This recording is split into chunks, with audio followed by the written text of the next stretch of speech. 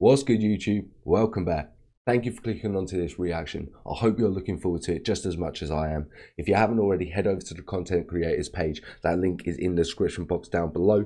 If you haven't already and you're enjoying our content, you know what you need to do. You need to like, comment, subscribe, hit that notification bell, but we're going to jump straight into this one. Any prison guard will tell you that despite some prisoners being dumb enough to get arrested and get caught, some of them can be geniuses given enough time inside the prison walls. Of They can course. figure out ways to make shanks and weapons out of literally anything. They can come up with insane ways of smuggling items into the prison. There's been so many creative ways for so many things in prison. And very many other intelligent things that make them very resourceful. But sometimes you get a prisoner who is really smart. Someone who can come up with plans that no one else could come up with, can craft items that no one else can craft, and also create windows of opportunity that no one else could create. A prisoner like this could end up becoming a very big problem for the prison guards. And he was. I love Count Dankula's delivery. It's just it's dry and it's just it's good. It's good. Mark Corwin Defriest was born on the 18th of August 1960 in Gadsden County in Florida, and he grew up with his father and stepmother.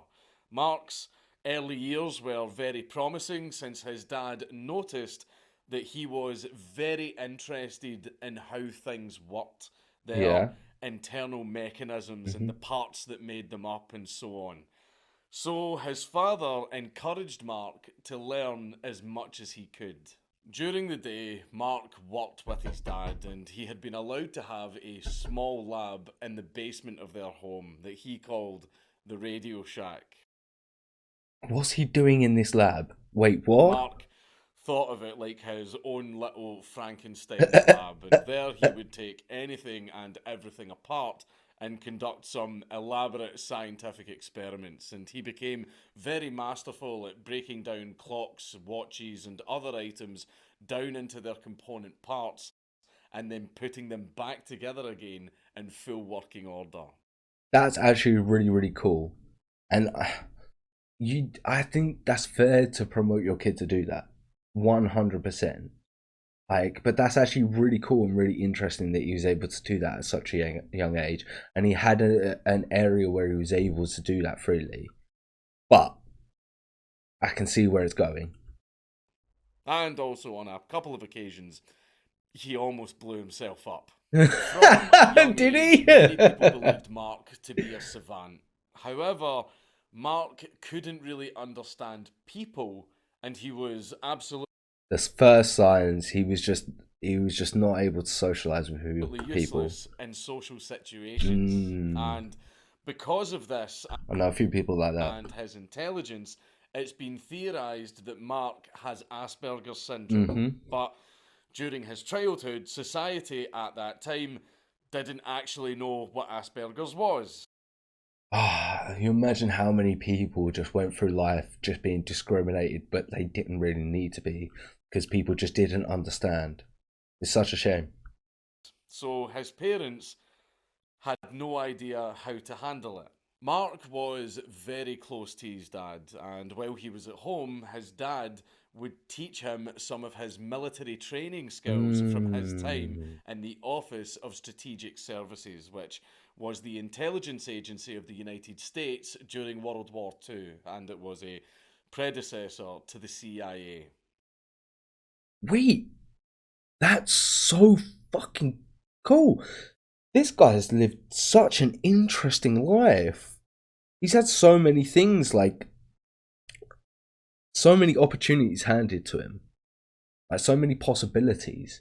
Do you get what I'm saying? Like, that's actually really fucking interesting. I still see where it's about to go, but the fact he had the ability to learn that information from his dad, and he took that and took advantage of it, that's really cool. Mark started his training at just 6 years old, which involved subjects such All of this at 6 years old. Of course, he had the ability and above average intelligence. Like he had so much opportunity handed to him, and yeah, like that's blowing my mind. as guerrilla warfare, infiltration, counterintelligence, and he was even taught about explosives. I'm shocked, but these type of people exist, and we just don't hear about them. Do you know what I mean? Their parents were sort of probably met in the military, so they were sort of provided these opportunities once again. But we just don't hear of them because they sort of go in the same professions. But yeah, it's so interesting to see how this person had the ability to sort of take that path, but because he wasn't able to socialize with people, he went down a different path. I'm looking forward to see how he sort of makes this twist and where it sort of goes wrong. Despite all of this stuff just being a dad having some innocent fun with his son and Yeah. impressing him with all of this cool spy stuff, the knowledge that Mark Sunk. gained from this would become extremely useful to him later in his life. But When in a Mark was criminal older, way. despite highly respecting his dad, he said that his father was pretty nuts because of the war culture and because he was brainwashed by a lot of the, and I quote, Reds are coming propaganda. Right. So I now see that even though he had all of the benefits from learning those tactician stuff, his environment also provided him a thought process that necessarily wasn't great. So it's that whole environment thing. He gained such an interesting subject, and it creates such an interesting talking point to say that his environment gave him so many opportunities, but because once again the beliefs of the people around him crafted him to see and act in a certain way. Yeah, it's just such an interesting talking point, you know?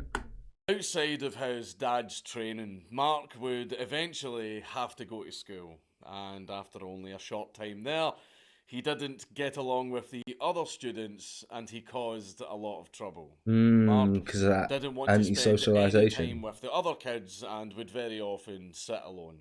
Because of his behaviour, Mark's parents pulled him out of school and sent him to a local boys' disciplinary school to try and knock him into shape.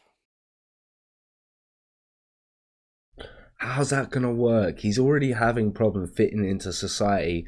Then you're gonna put him into an intense situation it's just gonna break him, right? That would break anyone who's having difficulty to fit into society completely. And I think that's completely unfair to put someone into that situation. I had trouble with like fitting into people, and then imagine to go into a place like that where you've got to be shouted upon and so on and so forth. He probably already has a problem with authority already, especially with his dad being in the military and so on and so forth. So I can imagine that's probably caused some division there already. But that's just my personal opinion. He hated this school so much that he broke out and escaped. There you go, though. This is going to be a running theme. Yeah.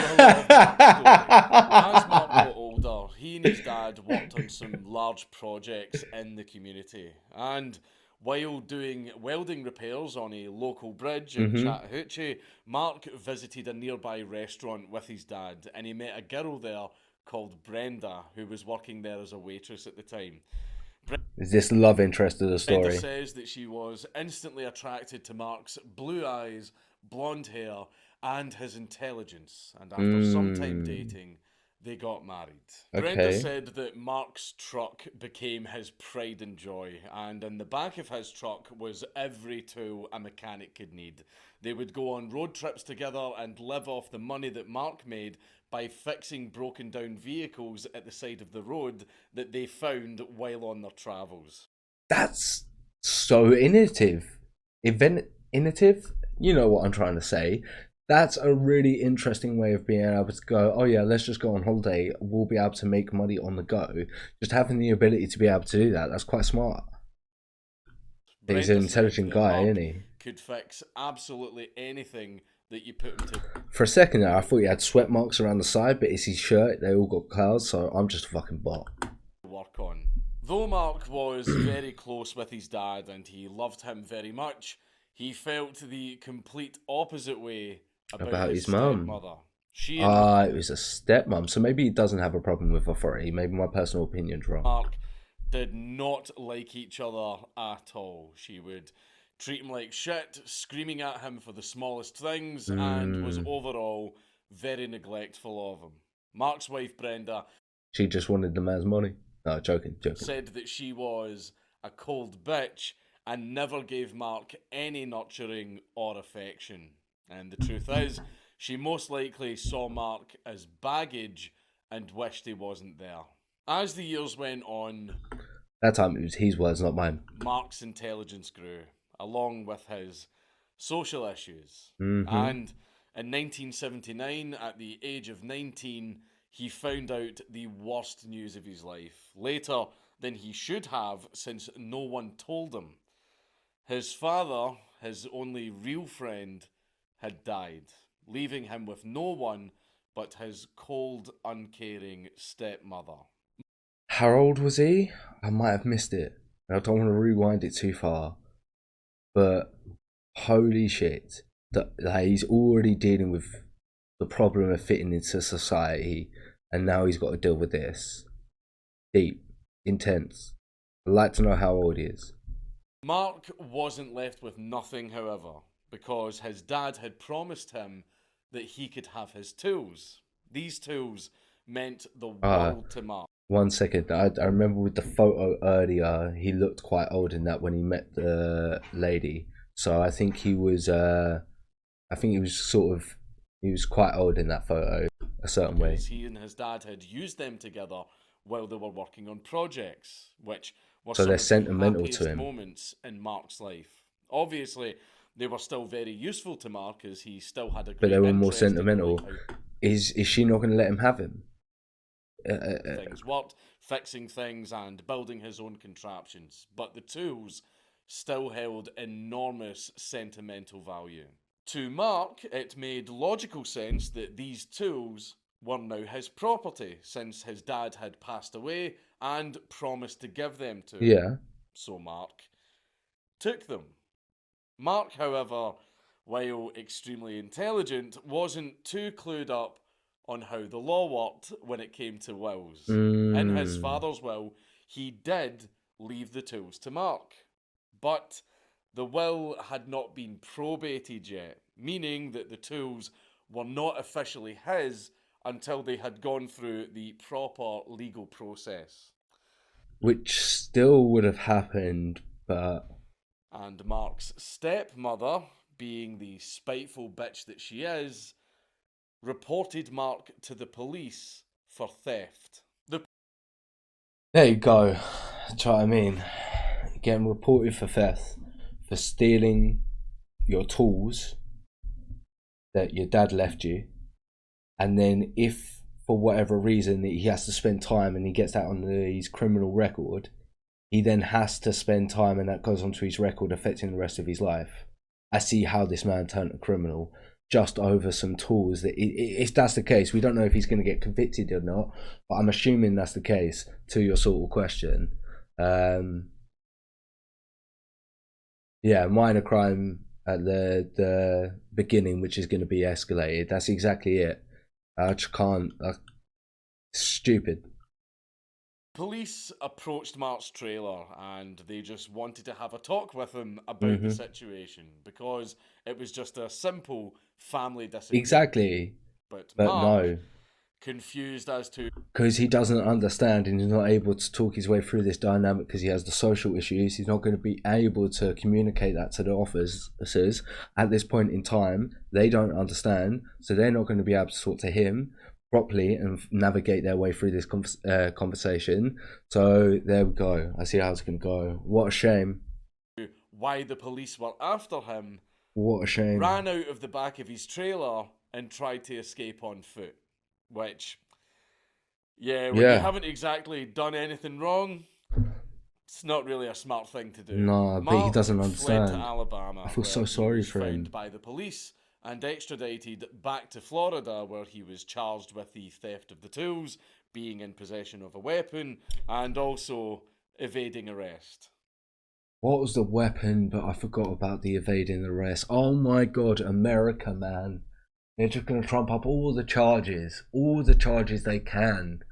Holy mother of God. He's probably dealing with like what was like 2-3 years, probably like 8, maybe 10 years now, with all 3 of those charges put on top.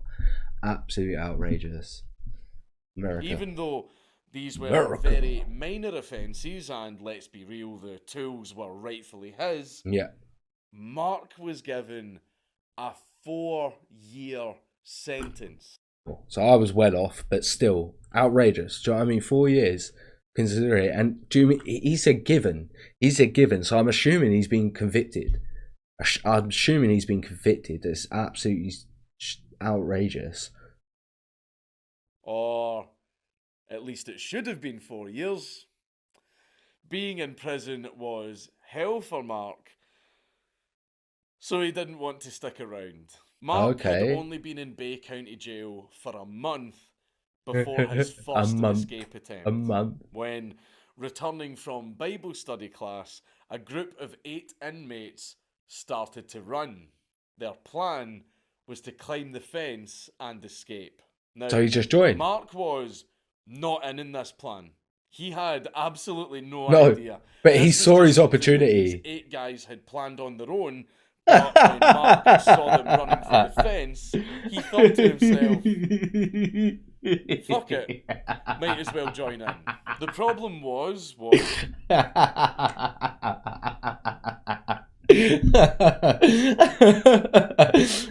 just you got your plate of dinner and just like, nah, fuck that. Just go. Just absolutely bang it to the fucking fence.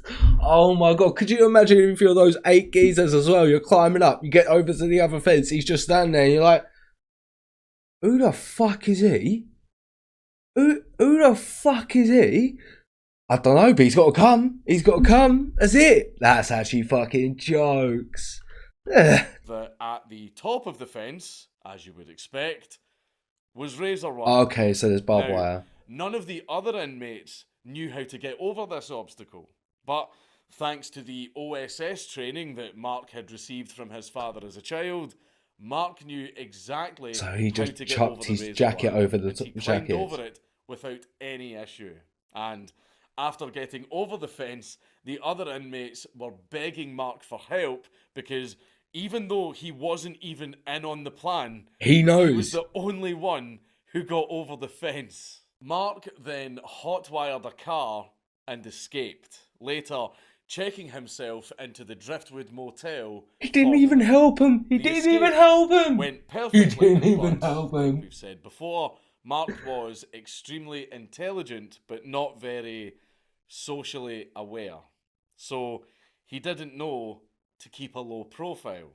So he was quickly caught and returned to jail. This is like real day Prison Break. I could understand prison was possible unbearable to him. Might felt like injustice of the sentence. Being young, probably didn't judge better. Yeah, I think that's the reason why he probably left as well. So I mean, a 4-year sentence, it's a short one, but at the same time, a 4-year sentence is still long, because the problem with prison is if you then like defend yourself, you could then get extra time. So a 4-year sentence could be a lot longer.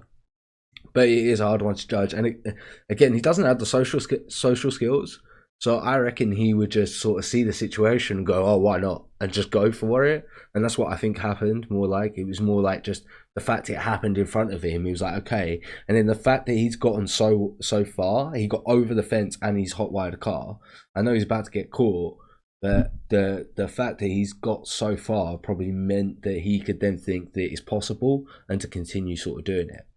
Mark now had 6 new charges that he pled guilty to, so that resulted in an even longer sentence. Okay, there we go. But it was also recommended that, due to his behaviour, he should undergo a psychiatric evaluation. Jail was a hell of a lot tougher for Mark because he was a loner. He wasn't in a gang and he didn't want to be. So he had zero means of protection. So one day, 15 inmates decided to take advantage of this and... Have you ever seen American History X? Yeah, that. The attack was so bad for Mark that he needed surgery afterwards. Of course. Scary. Holy shit, scary. I don't think this one being monetized, so I can swear in this one. Oh my fucking god. Oh. Oh. Of course, this event traumatised Mark and his behaviour in jail got even worse. He attempted suicide and he repeatedly hit his head against the door and walls of his cell. Ah, paused it too early. It just gets worse. It just gets worse. His psychiatric assessment couldn't come soon enough. Yeah. After Mark's first sentencing, his wife Brenda said that she would wait for him for the 4 years that he was originally sentenced to. But Mark didn't help the situation because he kept receiving disciplinary reports for not following the rules and... See, just not following the rules. That's all it is. And he's like getting in trouble. Yeah, the trauma from that attack must have been absolutely immense. And then feeling like you wanted to commit suicide, so you just start banging your head against the window. The cell door. Like, that's the amount of trauma that you're dealing with. So yeah, of course, crazy.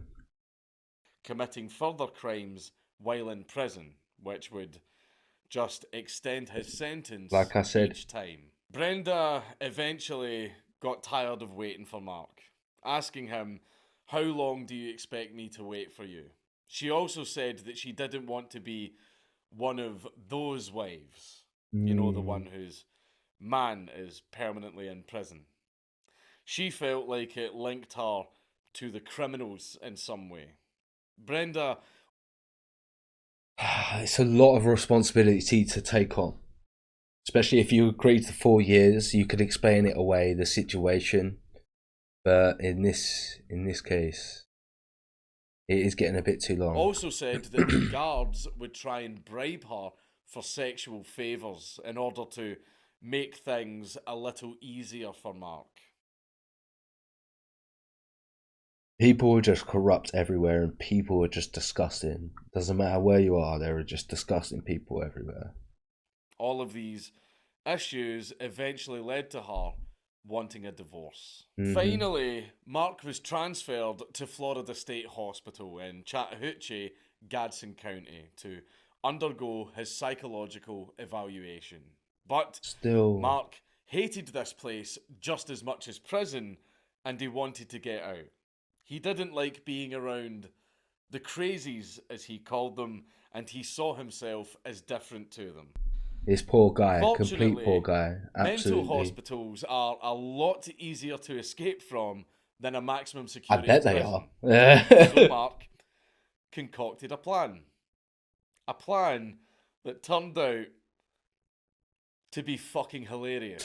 Back in those days, LSD was sometimes used in experimental treatment to see if it could somehow magically cure mental illness. We all knew this, yeah. And Mark managed to steal a large bottle of LSD from the hospital's pharmacy. Is he just going to dose everyone? He had also taken a mental note of the staff shift changes and the room where they would all go to get their coffee.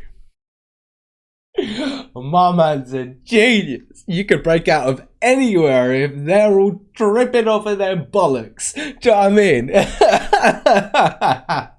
If they're all seeing Mushroom or Mars men, then he could just walk straight out of those doors with no issue.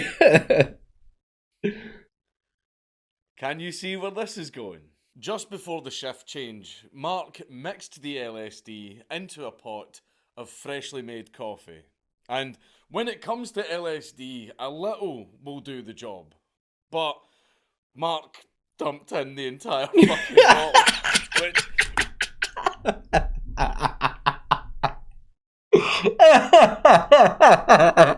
I'm not going to send it to Mars. I'm going to send it to Uranus. See you later. Bye. Oh, they're gone for a week. They're 100%. They're coming in the next morning and everyone's on the floor. Like, there's no way they're going to be able to survive this. That's so funny. Oh, cracking me up. That's jokes. I do also agree that if it was the case, if that was the sort of situation, it would be 10 times scarier and confusing for him. Which was the equivalent to about 100 tabs of acid. So yeah, 100 tabs of acid. That's a lot of acid. Into fucking space. The idea was that the staff would drink the coffee, start tripping and freaking out, and while everyone was nice and distracted, Mark could casually take his time unlocking all of the doors and leaving the building. The problem was, someone had alerted the security team because the staff were, as expected, freaking out. But I completely agreed. And also, Count Dankula's delivery is always good. His videos, he just makes such good videos that you are able to have a laugh here and there. And that's what comedy is there for at the end of the day. Do you know what I mean? Yeah, everyone needs to laugh. Since Mark used the whole fucking bottle, they were really freaking out. A member of staff started tripping in the laundry room, and they were staring into one of the washing machines as it was spinning. You know, standard acid stuff. But something happened. We aren't sure what happened. Maybe the elves inside the washing machine insulted the member of staff's mother. Who knows? What we do know is that the member of staff went fucking ballistic and started fighting the washing machine. They were screaming while punching and kicking it, and they even managed to rip the door off it. Eventually, they had to be restrained and pulled away.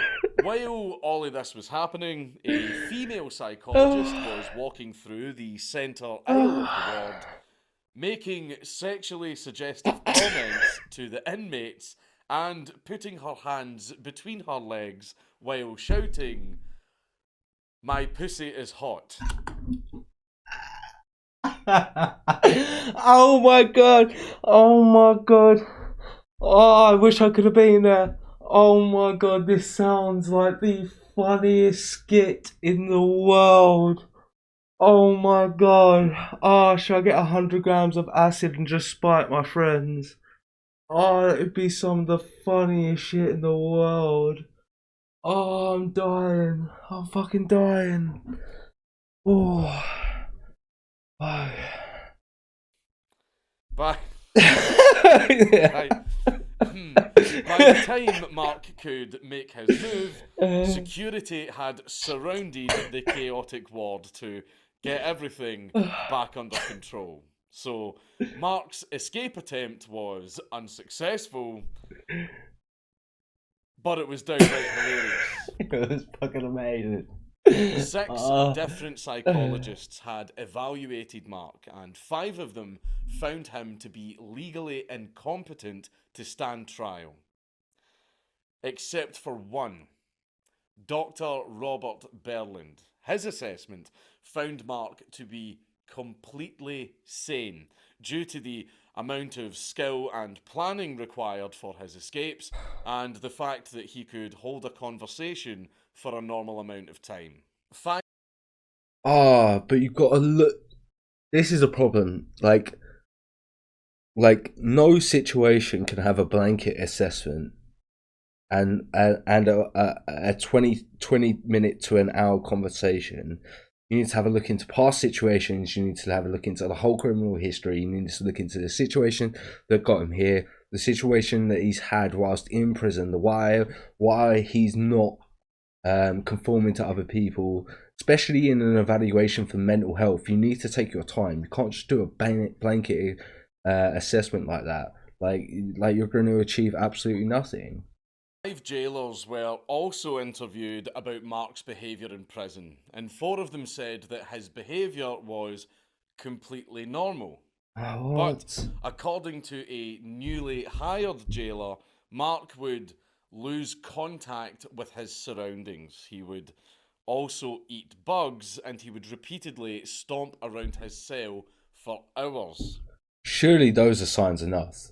But despite all this, Berland believed that Mark was faking mental illness and was completely sane. So... there's just... ignoring... this poor guy. This poor man. Poor man. It was such a shame we didn't have the acid trip thing on camera. It would have been absolutely amazing to have it on camera. All of the other evaluations and only using Berland's, Mark was removed from the mental hospital and sent back to prison. During his time in prison, Mark met a woman called Bonnie. But at the same time, he would have escaped from that place if he had been able to stay there, because I don't think they would have been able to deal with it. Bonnie through a pen pal list, and after writing to each other for some time, they eventually decided to get married. The marriage was via proxy, and they hadn't even met each other until a week after the wedding. Holy shit, crazy. Over the years, Mark would send Bonnie cards and artwork that he had made in jail. And one of them was a depiction of how he was feeling. Turns out that meme has been around for a lot longer than we thought. Mark was asked if he wanted to join a prison woodworking class, and he quickly accepted. After all, this was the exact type of thing that he loved. Makes sense.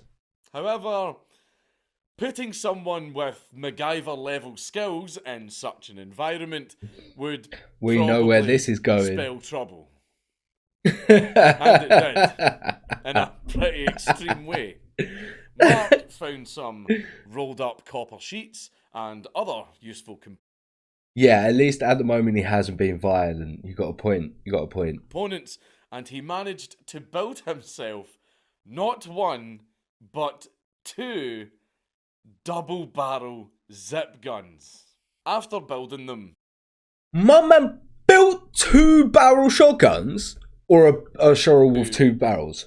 Double-barrel... not one, but 2 double-barrel zip guns. 2! The man's just wanting that like instead of having to reload, just quick, boom, then reload 2, boom, boom, reload, boom, boom. Like, what? Crazy. Oh my god, the man's a genius.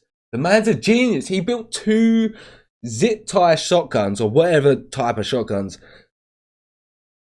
in a wood making prison class in prison. That's genius. That's fucking genius. After building them, he hid them in the back and front of his underwear. The back and front. My man's just walking around with 2 fucking shotguns in prison. In fucking prison. I want to say so much, but I don't know what to say. Like words just want to come out of my mouth. I just want to word vomit everywhere. Like so many. I'm so interested. How has he done this? This needs to be made into a movie. How is this not a movie?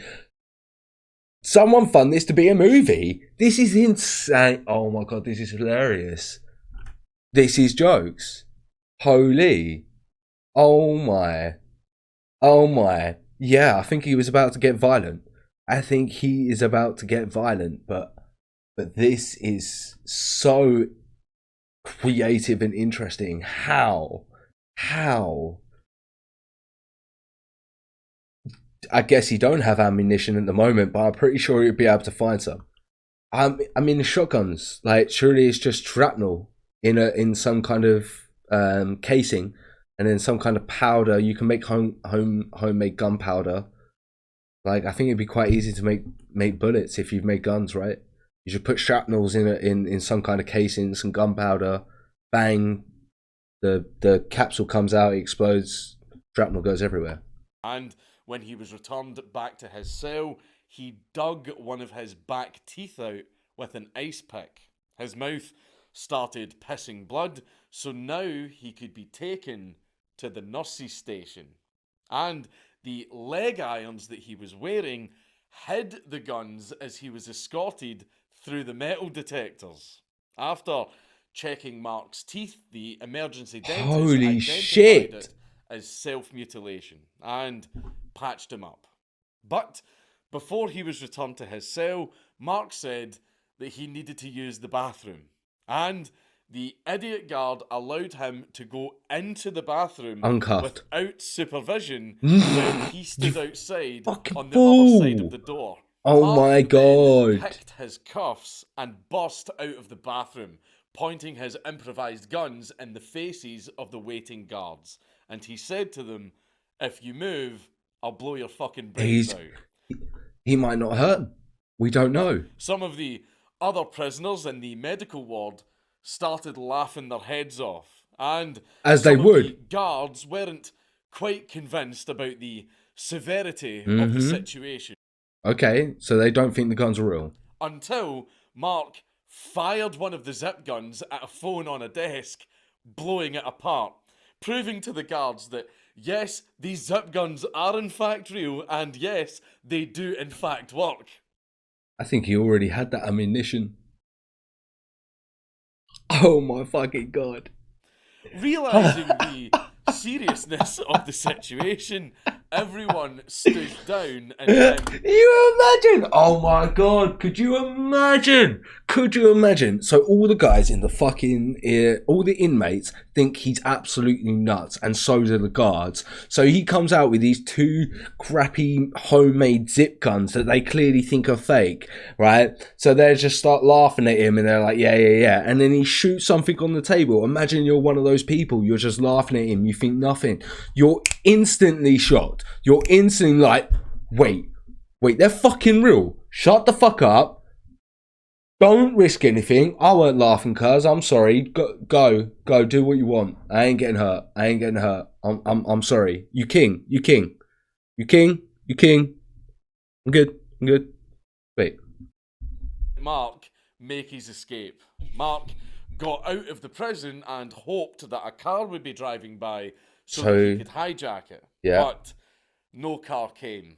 So he went to his second plan of running into the swamp. As usual for Mark, though, he was really good at the escaping part, but not so much at the staying escape part. The police found him with a gun in a car that he had stole. Some people believe that the gun was just a coincidence and just so happened to be in the car, since they knew that Mark would never actually shoot anyone, and, you know, despite knowing how to make his own firearms. To be fair, he hasn't hurt anyone yet. Hasn't hurt anyone yet. Guns were never really his forte. They at first tried to send him back to the hospital, but the hospital didn't want him back. Yeah. I mean, if he's capable enough to make two zip-tie guns, you are not having him back at that mental facility. You don't have the facilities to look after him in the way that he needs to be looked after, because your main priority of looking after someone is keeping them there until they're better. You know what I mean? And like, he's not willing to put the work in to find out what it is because he can't conform to these authoritarian situations. Do you know what I mean? Like, it's so peak for him. Like, it's so peak. Also, I do also hope he doesn't get hurt. But he's already been hurt once, so I can't count on that, really, can you? And after what he did to their coffee, I don't really blame them. Hmm. So, Mark was returned back Neither do I. I don't to blame Bay him. County Jail. Yep. He was put into solitary confinement and forced to wear a straitjacket and leg irons. Mark, of It's so horrible that he has to go through that, but no one knows how to deal with him because they just don't understand him. Holy mother of God. course, reacted very badly to this and tried his best to escape the situation. He destroyed everything in his cell. In one instance, he got out of his straitjacket and leg irons in the space of 5 minutes, and he tore up his padded cell using a toothbrush. In one of the cells, he broke a light and he noticed some plumbing behind it. So he pulled out one of the pipes. Is he about to escape from solitary confinement? Are you being serious? And used it to pry open his cell door. Mark started going through what he called a gunsmith phase, where he would make guns out of anything that he could get his hands on. He didn't do it once. He went on a gunsmith spree. That's how he described it. God knows how many guns that man made in solitary confinement in prison.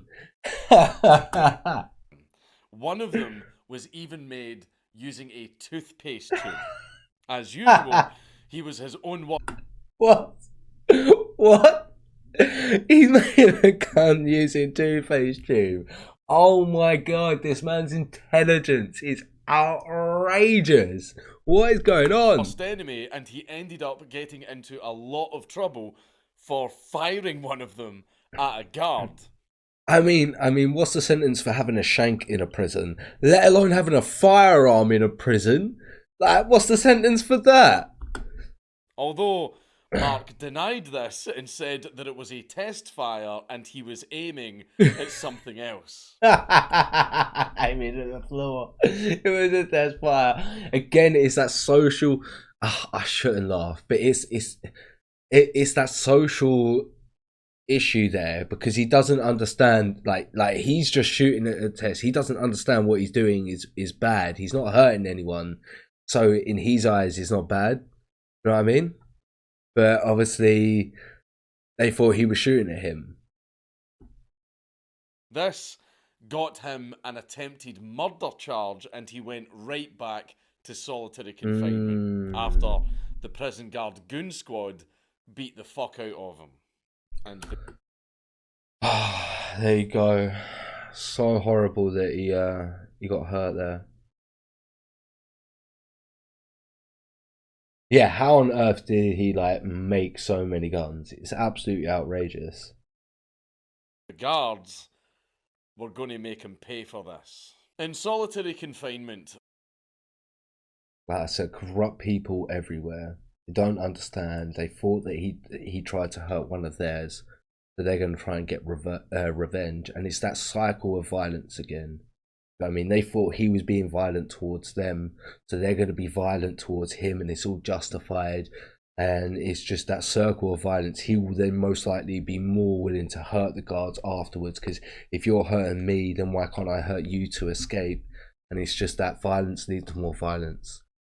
Mark lived in total darkness with no light, no clothes, and he wasn't allowed to speak or have contact with anyone. How do you expect someone not to go insane, not to want to kill themselves, not to get depressed in that situation? Like what do you expect? Do you know what I mean? It's just, of course, you're destroying the man. No human being should go through that. No human being is able to go through that and survive and be the same person afterwards.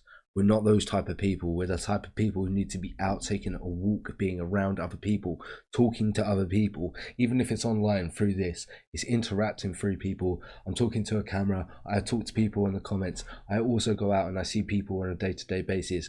I react to things online. I be social online. I talk to my friends online. I meet my friends in places. We talk to people.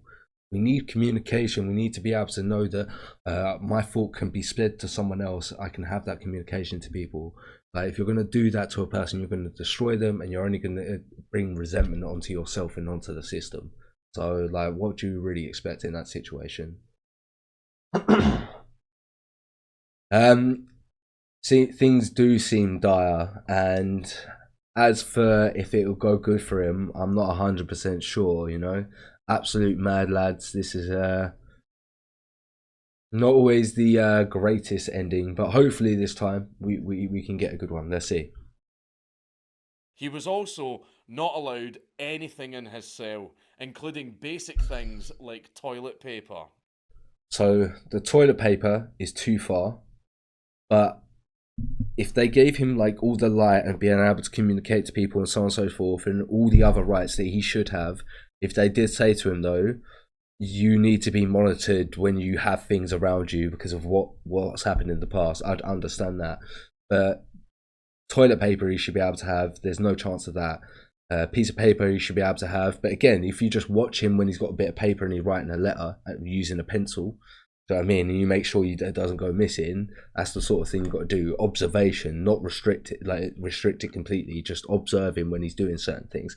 Because if he's using the toilet paper, you don't need to do that. But yeah, it's outrageous how restrictive they're getting.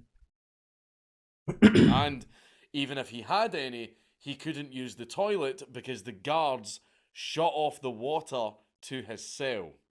He had to eat all of his food with his bare hands, and it was basically like being in a medieval dungeon. The guards would eat. And I bet you the food wasn't even food sometimes. Like, how are you supposed to eat your porridge if it's porridge? Do you know what I mean? And if it's just on a tray, like, that's absolutely disgusting what they're putting this poor human being through. Not fair, and it's not right. Even spray him with water hoses and Yeah, I would say solitary confinement is a form of torture. mace every time he got comfortable enough to sleep. The prison guards were determined to break him. It was described as being like a North Vietnamese prisoner of war. When he was due to return to court, he was held down and shaved and washed with a thick bristle brush. The guards That's disgusting. wanted him to plead guilty for trying to kill one of them. And Mark did. Because, in his words, he didn't really give a shit by that point, and he just wanted it to be over with. Absolutely disgusting. See how many forced confessions you would get through that type of treatment through people? There's so many forced confessions in every single judicial system throughout the world. I don't care how good your system is, there are still forced confessions. Maybe your one has less than others, and maybe it's one of the better ones. Maybe you're doing really, really well, but you need to understand there are forced confessions within every single judicial system, and it's absolutely outrageous. Yeah, it shows the power that the guards literally can do absolutely anything they want, and it's disgusting. But again, it's corrupt people. It's more corrupt people in these positions that cause these problems more than anything else. Not necessarily the judicial systems or anything like that. It's people within those systems. It's not the systems themselves, but people, human beings corrupt all things. He had been beaten, tortured, and demoralised. Most prisons in the US at this time were pretty horrific. The amount of abuse and corruption happening was off the scale. But Corruption. there was one prison that no criminal would ever want to be sent to. Even Marcus? mentioning the name of this prison to the most hardened criminals would Maybe not immediately Rikers. demand compliance from them. And that prison was Florida State Prison, or simply FSP. This was a prison that inmates of other prisons were transferred to as punishment. It was ridiculously strict. So it's known as where you go for punishment. The slightest infraction would lose you a week of yard time, an entire week of not seeing the sun. This is the prison that Mark was sent to. He had made the prison system look like fools, so they were going to punish him for it. After some time, Mark became putting it bluntly, a prison bitch for a Cuban guy called Uno, who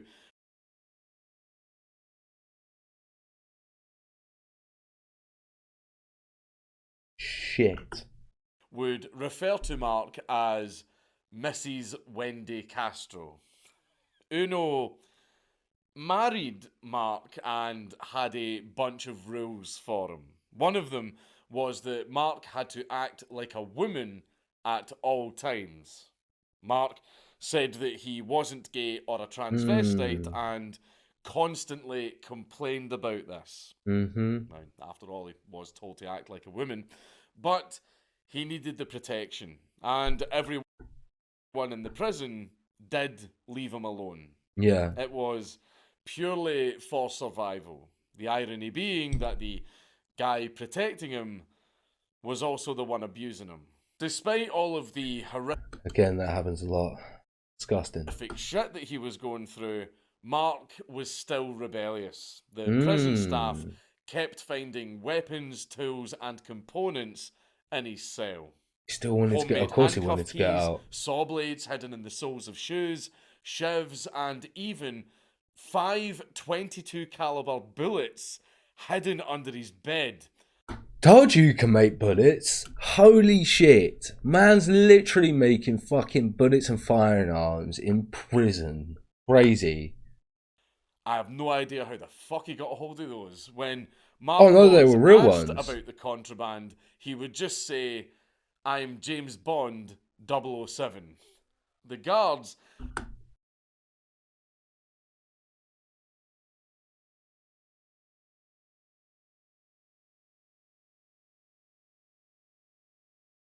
Is that real? The video took a dark turn. You can't laugh, Toby.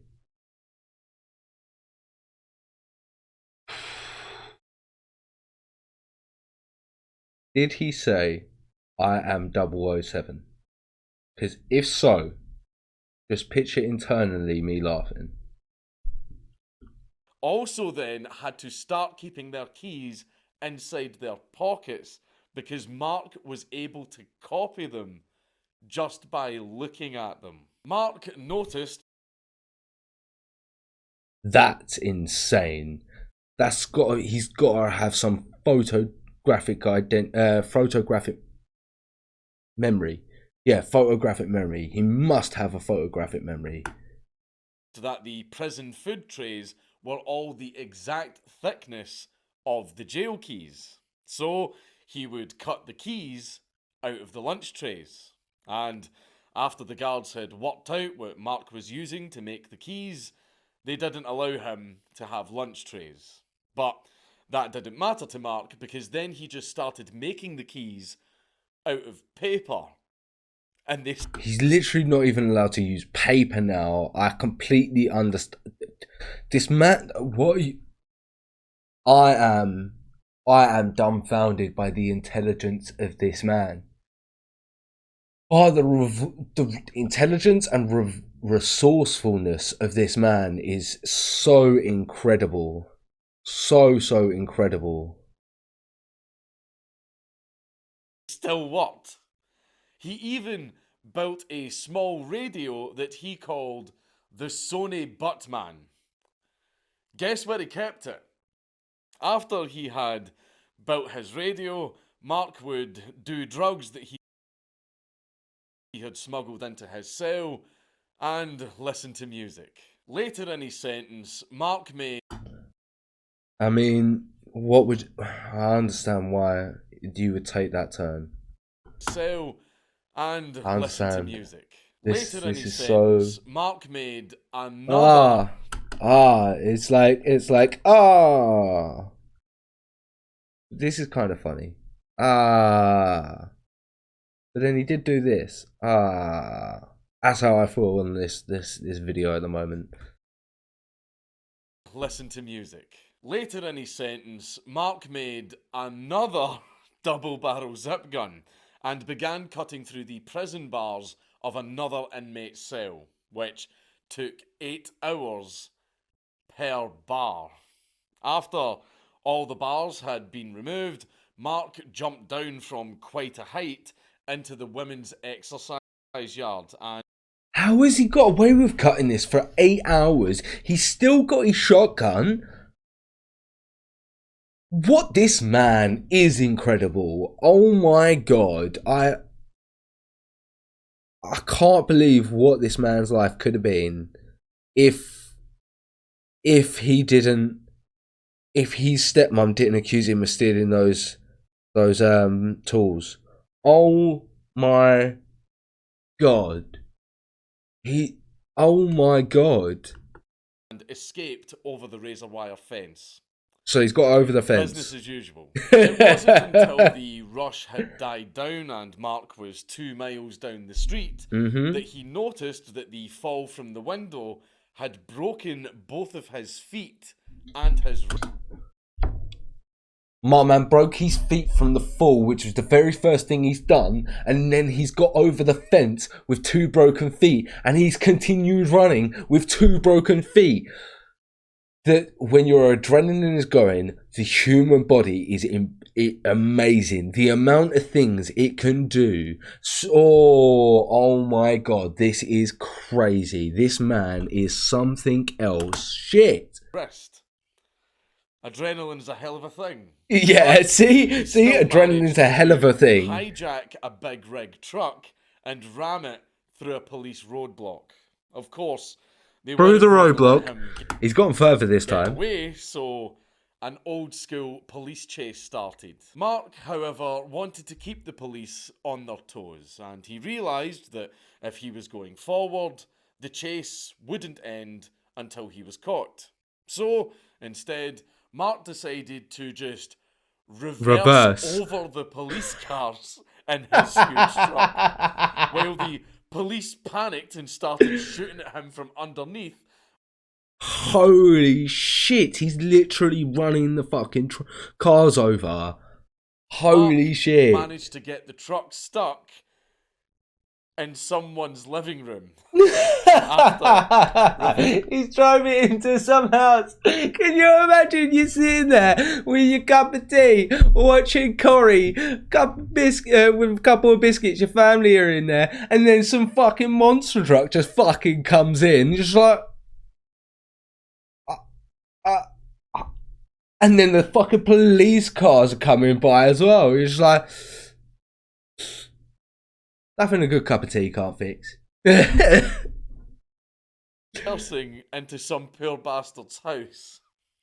Either way, Mark was fucked and again returned to jail, with yet even more time added to his sentence. And as usual, not only was prison life very rough for Mark, it was in fact an awful lot worse.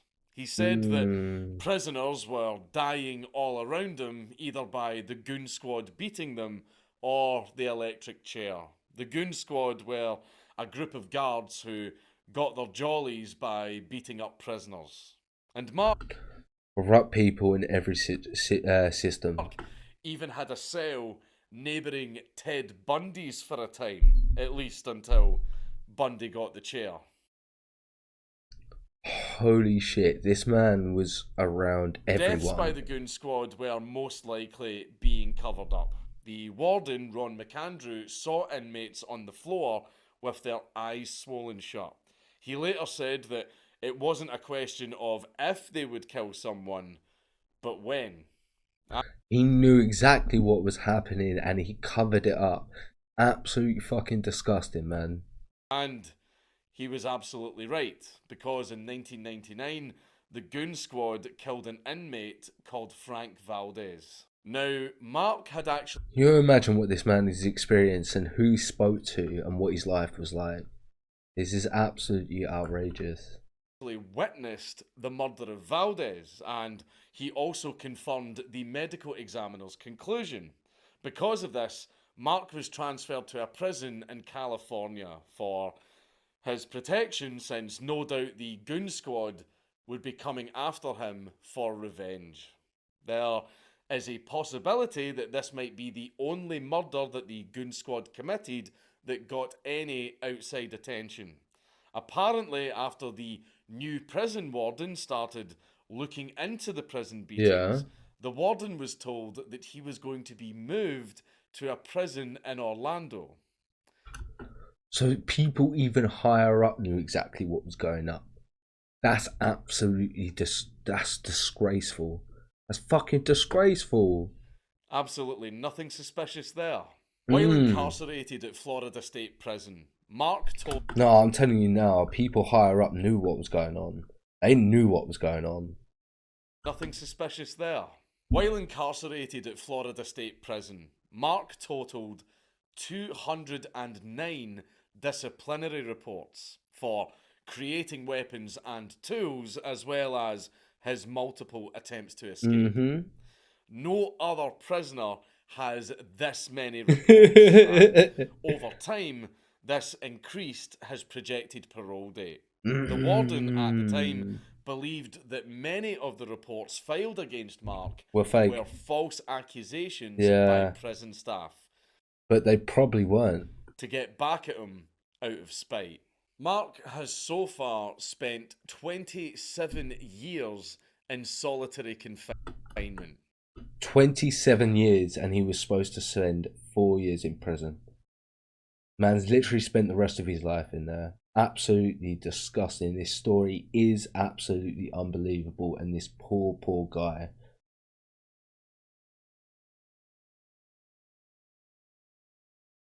Yeah, fortunately no one got hurt, but yeah, like I think it happens a fair bit that sort of cars sort of crash into houses, but it's crazy to think about. Do you know what I mean? It's crazy if it actually happened to you.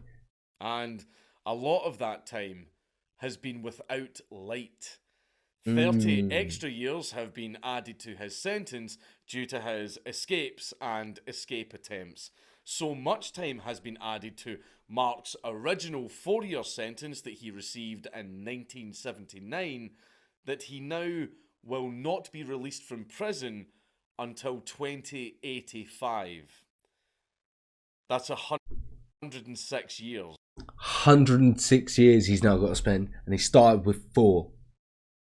Started with 4. Absolutely outrageous. This story is a joke. This situation is a fucking joke. Holy shit. Mark was approached by a writer and director named Gabriel London to film a documentary about his story called The Life and Mind of Mark Defriest, which was released in 2014. The documentary helped rally people to Mark. I might watch that. Pause and see how unfair his sentence has been. A lot of people have the opinion that Mark could have done great things with his extremely intelligent mind, and him being locked up was a waste, not just to him. That's what we've been saying in this whole video. What could have happened? What could have happened? I'm glad this got picked up by this documentary. People have the opinion that Mark could have done great things with his extremely intelligent mind, and him being locked up was a waste, not just to him, but to the greater community. Dr. Robert Berland returned many years later because he believed that his original diagnosis of Mark was wrong. Oh, what's happened here? So the original doctor who said that he was mentally fit has now said, oh no, I think I might have made a mistake. Too fucking little, too late.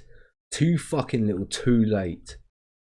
It had been a very long time since the two saw each other, and although I'm sure there was some bitterness between the two at first, after doing another mental evaluation, Berland believed that Mark definitely showed signs of mental abnormality, which was most it's too little, too fucking late. likely made worse by the multiple head injuries that he had sustained during prison beatings by prisoners and guards, as well as 27 years in solitary confinement. Because would you believe that 27 years in solitary confinement, most of which were without light, kind of has a little bit of a negative mental effect on a man?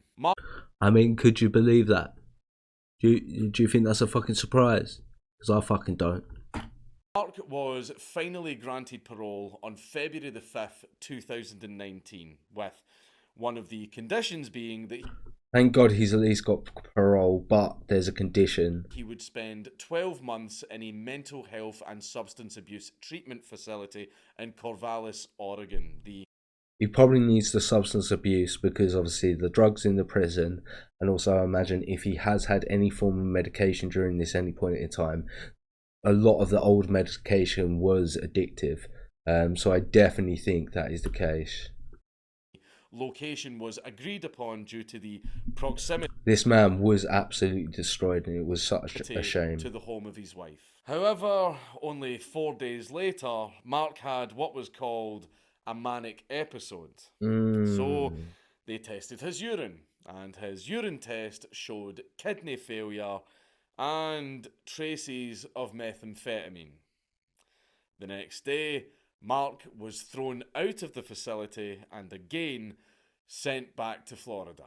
And the parole revocation process was started. Mark's legal team came together to help him again to put... What? Just because there was a bit... People are going to relapse. People are going to relapse. You're there to help them. You're there to help them. What are you doing? This is absolutely ridiculous. Do you know what I mean? The man's already gone through so many years of torture.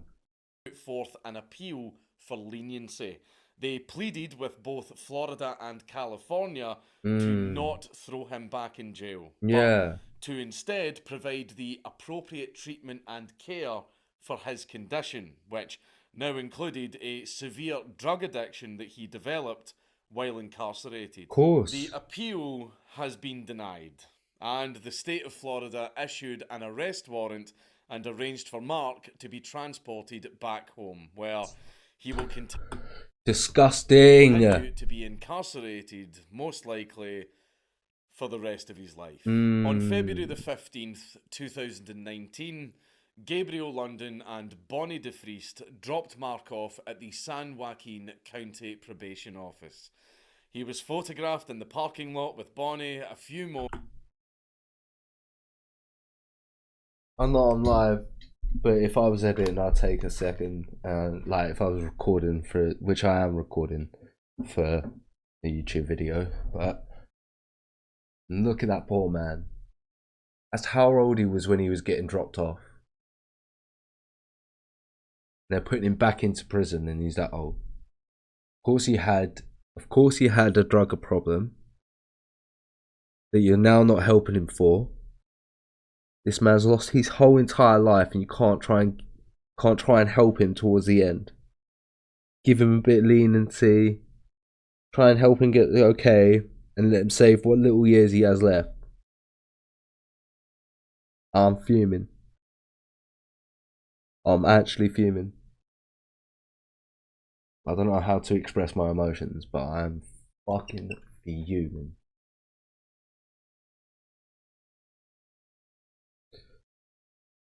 Holy fucking shit. Moments before turning himself in. Mark's wife Bonnie sadly died on the 23rd of August 2020 at the age of 90. The worst part is that she will never know if Mark will ever be free. But at least she stood by him to the very end. It just seems like such a waste that such a brilliant mind was locked away for so long over some complete bullshit.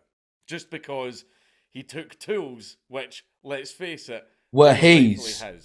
He just reacted to the police arriving in a very bad way, which was doubly unfortunate because this happened at a time in history when cops and institutions and courts didn't know what Asperger's was and didn't understand it.